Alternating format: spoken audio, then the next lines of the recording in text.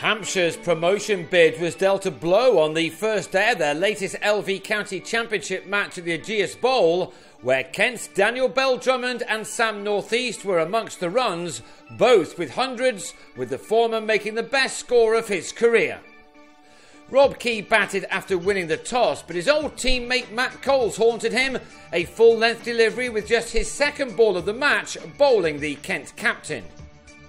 Kent's defeat to Essex last week put paid to their own promotion aspirations, and they were 2 down with 29 runs on the board here when Ben Harmison edged Coles to Liam Dawson. Not for the first time this year, it was Bell-Drummond who held firm at the top of the order for the visitors. This has been the breakthrough season for the 21-year-old former England under-19 batsman. He has been a consistent performer throughout this summer, scoring more championship runs than any of his more experienced teammates. But this was to be the opener at his very best. Hampshire came into this match as the big favourites to join Worcestershire in the First Division next summer. They began their penultimate game of the season with a 22-point advantage over their only rivals Essex, although they had the advantage of taking on basement boys Leicestershire in this round of games. Brendan Nash was becoming an irritant to Hampshire. He'd made 39 of the 86 runs on the board when he was out on the stroke of lunch, Imran Tahir trapping the batsman in front with his 22nd ball back in the county game. Tahir was part of the Hampshire team that was relegated to the second tier in 2011, and he wanted to play a minor part in his side's return to the top flight. But Bell-Drummond played the South African international with ease for the most part, rarely failing to make the most of any mistakes from the leg spinner. This shot took Bell-Drummond to his 8th score of 50 or more this summer. As ever, it had been an old-fashioned, watchful knock from the youngster, who'd used up 130 deliveries by the time he was raising his bat after finding the boundary 9 times. Hampshire wanted to see the back of him.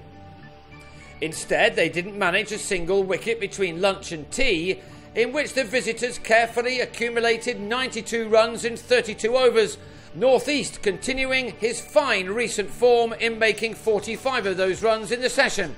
This was not at all going to plan as far as the home team were concerned. It had been a good toss to win, and these two batsmen continued to make the most of it, frustrating their hosts further into the evening session, Northeast easing to his latest half-century of 121 balls. He'd hit 5 fours in that and was probably starting to get on Hampshire's nerves. Indeed, by the close, the home attack would have been very familiar with both Bell-Drummond and his partner, as they batted through 64 mostly untroubled overs. Pitches in September are supposed to be dust-filled nightmares for batsmen, but whoever had the ball in their hands could hardly make an impression once the shine went off the new cherry, although half-trackers from Tahir didn't exactly help. Dawson got through 16 overs without any success, and he was hit for this 6 by Northeast, who was really enjoying himself again. By now, Bell-Drummond was on 99, and he worked a Dawson full toss away for the run he needed to get to 3 figures for the second time this year, and for just the 4th time in his first-class career. This one had come off 227 balls in 281 minutes.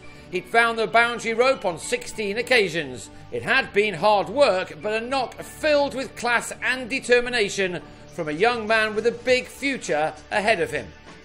He was soon at the best score of his career, and with Northeast showing no signs of tiring either, a day which had started so promisingly for Hampshire was turning into a bit of a disaster.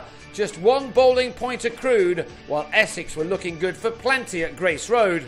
The partnership between these two was closing in on 200, and the home side hadn't even had a sniff of a wicket for an age. Northeast scored a ton in the defeat to Essex last week and against Glamorgan in his previous match, and he was at 3 figures for the 3rd game in a row, with a rather streaky couple off James Vince, one of 8 bowlers employed by Jimmy Adams during this day. Northeast had needed 182 balls for the 18th first-class ton of his career, and he struck 10 fours and 1 6. The 24-year-old is finishing off the season very strongly. And he and Bell-Drummond finished off this day strongly too. keeping up their concentration to bat out the day, by the end of which they carried their stand to 226 to leave Hampshire with plenty to do on day 2 to keep themselves in contention. They were certainly second best on day 1. That was because Bell-Drummond carried his bat through the day to end on 135, and he will now be dreaming of a very big score if he can see out the first hour of the second morning. North East may have the same kind of thing on his mind. He will go again on 115, made out of Kent's 312 for 3.